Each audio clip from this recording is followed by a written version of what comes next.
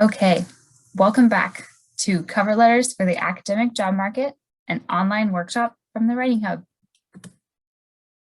So we're now at part 3 of this 3-part workshop. In part 1, we talked about what is a cover letter and what is an academic cover letter in particular. In part 2, we talked about how you can think about information that you should include or exclude and in what way you should be making choices about what's important to include. And in this video, part 3, we'll think about how to get started, how to begin. And like in part 2, this video also ends with an invitation for you to complete an exercise. So just to recap from part 2, we mentioned that in a cover letter, your task is to draw out explicit points of connection between yourself, which means your scholarly work, your future plans, your motivations, and this unique opportunity at this department in this institution. And we called that practicing organizational empathy. So first paying attention to the institution and thinking about the context of this campus or this university. And then thinking about and empathetically trying to understand the department. What's happening there? What are people trying to pursue? What's it like to work in this department at this institution? And then with that empathetic understanding, making informed choices about what to include about your scholarly work and the experiences that you've had and aspects of yourself as a professor or as a future professor and as a professional in your discipline. So where do you begin? If you have a job in mind or you are just embarking on the academic job market process, how to start writing a cover letter? Well, I want to say that where you will begin is actually an iterative process.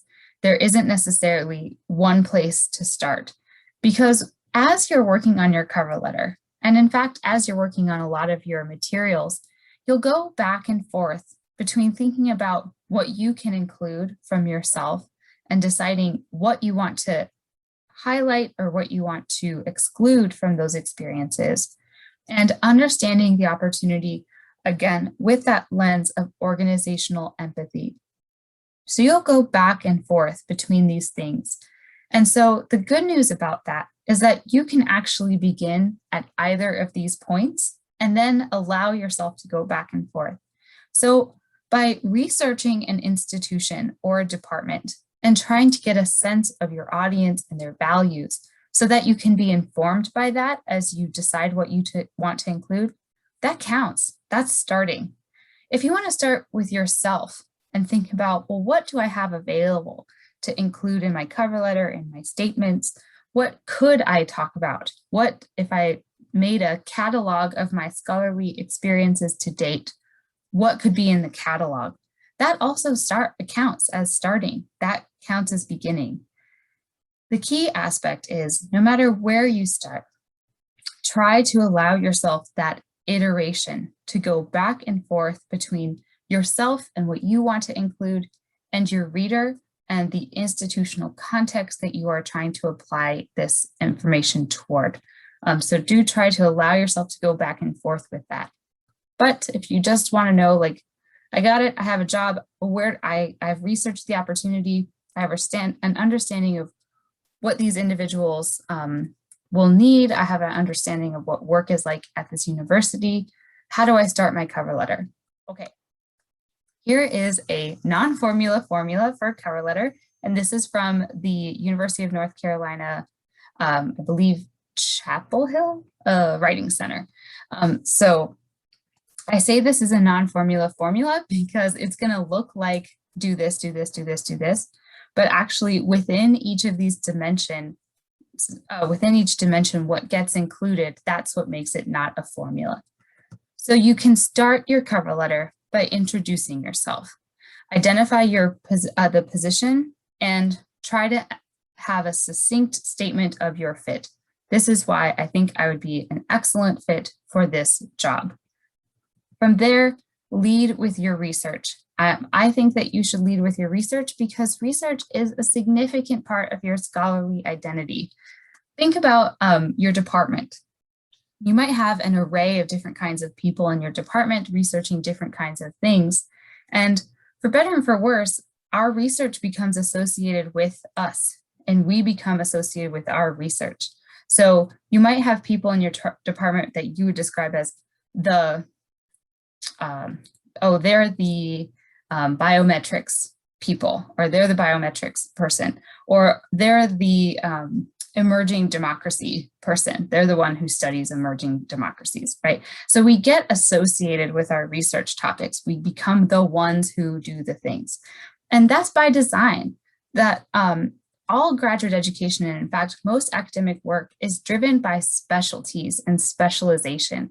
And so your research is an important part of who you are relative to others in your field. And it's also an important part of how you think about yourself relative to your field, because you are the person who studies those kinds of things.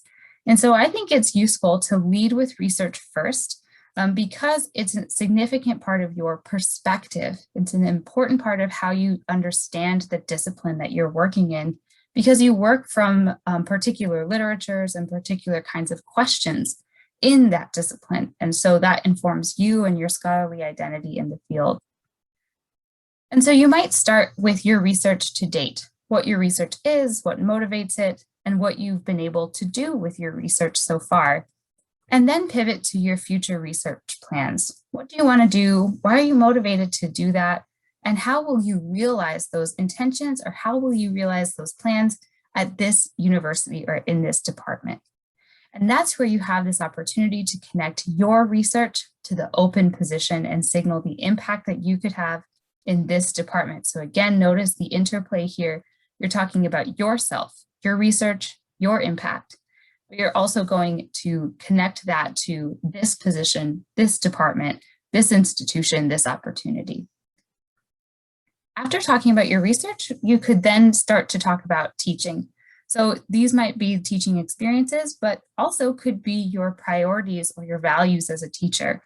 Ultimately, I think what you're trying to do with this section of the letter is to make an argument about why you can be an effective educator at this department in this institution. And that's where you can show that you understand this department, you understand this institution, and then use that understanding to make an argument about why you would be an effective educator in that context. Depending on the field that you're going into, depending on the job call that you've read, and depending on yourself, you might want to include service efforts that you've done, and make those service efforts, any sort of description of those things, explicitly relevant to things happening at the department or institution. I put this in here because service efforts might show up in your diversity statement. They likely won't show up in your research statement, and they may or may not show up in the teaching statement. And service really matters. And so sometimes the cover letter is the only place to put relevant service efforts or service work that you've done, and it might not have a place in the other statements. So if you've done something related to service, whether it's campus service, department service, or discipline service, or perhaps a professional association, and you think it's really relevant to what's happening at this department or this university, you might include that in your cover letter because it might be the only place where it can fit in. I think towards the end of your cover letter, you want to paint a vivid picture of yourself as a future colleague. So start talking in specifics about collaborations you would intend to pursue, funding that you would intend to apply for, or initiatives happening at the campus that you can imagine yourself tapping into or contributing to. So this language is not my own. This is the UNC Writing Pictures language, but I really like it. Paint a vivid picture of yourself as a future colleague. And then finally, conclude the letter and invite a response in the conversation. Tell your reader, I welcome the chance to hear back from you. Let's keep this dialogue going. Here's another non-formula formula from the UCLA Career Center. You might start with the introduction that explains who you are, what you do, where you're at in terms of your program or your advisor, and why you're applying for this particular job. So that's similar to what UNC recommended with a succinct statement of your fit. It's a very similar idea. Here's why I, me, am applying for this particular job. So you're making that bid for your fit and why you are a good fit, and that's why you're applying. Then again, leading with research. What are you trying to know now? Why are you trying to know that? What success have you had with your research so far? And then from there, pivoting to your future research. What comes next in your research and why? How will your research build on the research you've done already? And how do you actually plan to do that future research? Do you have a publishing plan for your current research as well as your future research? And then similar to the other advice, here's where you would pivot to teaching, offering a snapshot of teaching experiences that tie to the teaching conditions at this institution.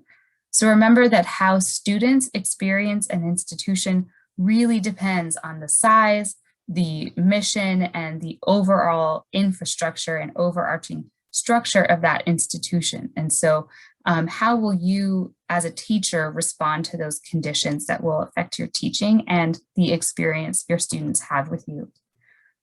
Then there, UCLA Career Center emphasizes that you should then again make an explicit connection with your fit, using specific details about courses you can teach and develop, collaboratives or initiatives you can create or participate in.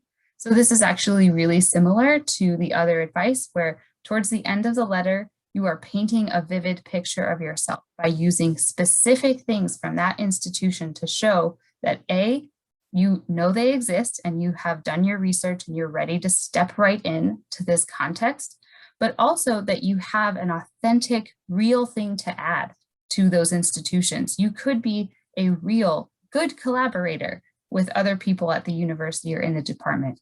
There are real funding opportunities available that you would have a real shot at applying for and perhaps even winning. And so it's not just a chance to perform your knowledge of this institution or perform that you've done your homework. It's a chance to show not only that you've done your homework, but that you've also thought about how you can connect with those things and how you align with and could be a real asset with those particular things.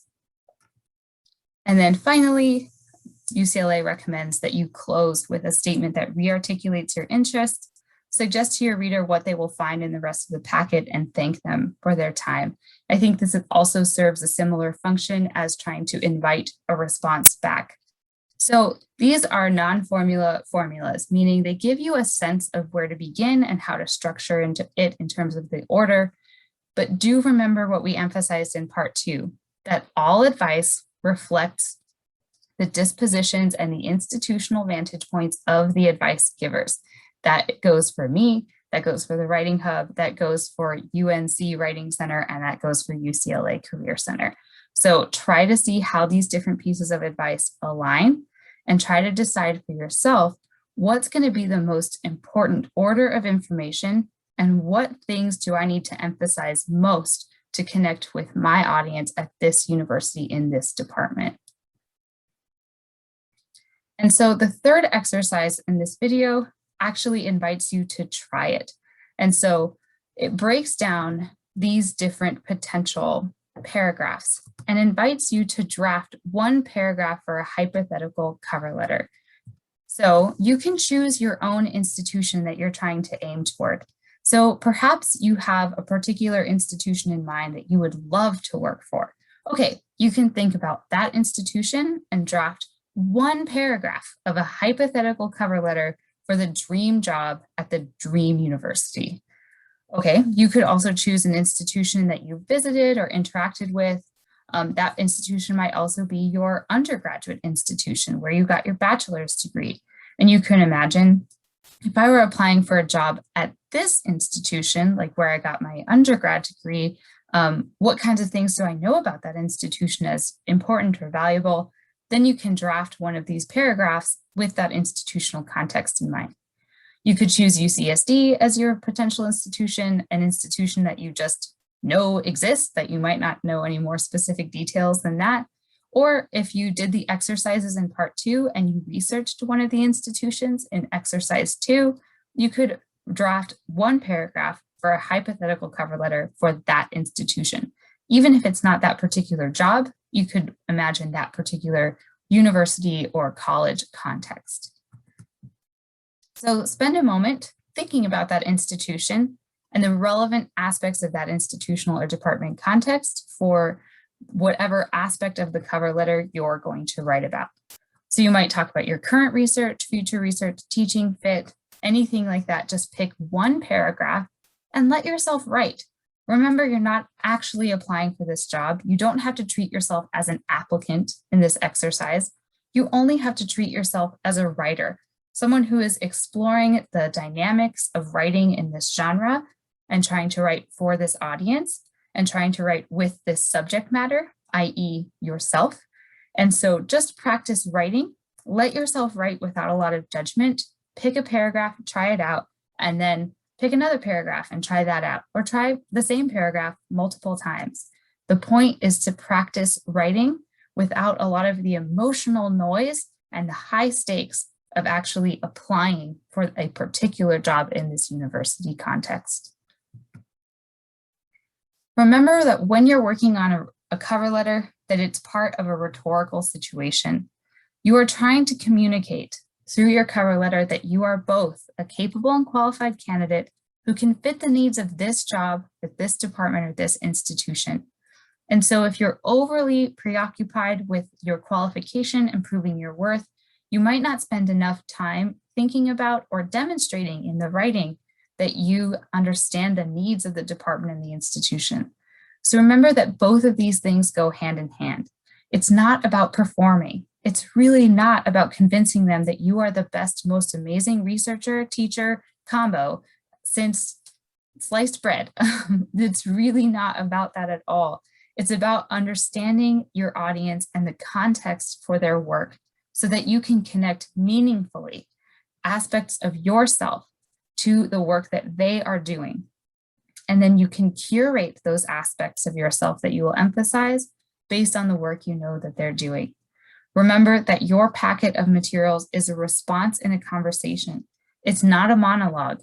It's all about you, yes, but it's not for you. It's for other people who have other work to do. And you want to show that through the work you're doing, through the work that you could do in the future, that you can join their team and be a meaningful contributor to their department. Okay, so say you're working on your draft, how will you know it's ready? You'll know the draft of your cover letter is ready when you have a sense of who the audience is and what that audience cares about. You'll know it's ready when you can see points of connection between what you're writing about yourself and the unique interests of this audience at this university. So if you are starting to feel more confident that a choice that you've made will really connect or will theoretically really connect with this audience based on the research that you've done, that is an indicator that your draft is almost ready or your draft is ready to go. You'll know your draft is ready when you know exactly what you're trying to convey with every sentence and every paragraph. When you know the function of your words and what you're hoping your reader is going to get out of every sentence and every paragraph of your cover letter, and that message that you're trying to convey, you have confidence that it's relevant for them, as in point 2 here, that's when you'll know that your cover letter is really shaping up nicely. You'll know it's ready when you're grounding your interests and passions in specific things that you've done, achieved, or plan to do. This is, again, where you are signaling and inviting your reader to go to your statements to learn more, but you're also showing that you have specific things to offer in the cover letter, and then they'll go to the statement in order to get more details about that. You'll know it's getting ready or almost ready when you have a plan for building from your current research, and you have a sense of how to maintain or keep going your research momentum in a new institutional environment. So when you have a sense of what's coming next in your research, and you're able to have what's coming next align with the institutional conditions of the place that you're applying for, and you can articulate that in the cover letter, it is ready, or it's almost ready. And finally, probably the best indicator of your cover letter being ready is when you have learned. When you've learned about yourself, you've learned about the institution, you feel more knowledgeable now having written this cover letter than you did at the beginning before you started. And it's also ready if you believe yourself. If the letter feels real, it feels authentic, it feels true, and it feels relevant to your audience, that's when you know it's good to send. And if you're not sure and you want help along the way, remember that the Writing Hub is here for you. At the Writing Hub, you can make an appointment with a graduate writing consultant to get personalized, actionable feedback that addresses your concerns and questions. So if you are a graduate student at UC San Diego, that means you're eligible to make an appointment with a grad writing consultant. You just go to our website, hover over grad students, click make an appointment, and then that will take you to a different page, which is our scheduling portal. And so you can log in or register for an account if you don't already have an account. The portal won't spam you with a bunch of emails. It'll only send you emails when you make, cancel, or modify an appointment. So you can make an account, see our consultants who are available, schedule your own appointment with whichever consultant you want, and that consultant can give you actionable personal feedback based on your concerns and your questions as you work on the specific materials for specific jobs. I'd like to thank you for your attention and your time in watching these videos, and I hope they were really helpful. Remember, you can stay connected with the Writing Hub, you can email us, you can follow our website, or you can follow us on various social media platforms. Thanks for engaging with this resource. Again, I hope you found it helpful, and we're really looking forward to working with you. Good luck.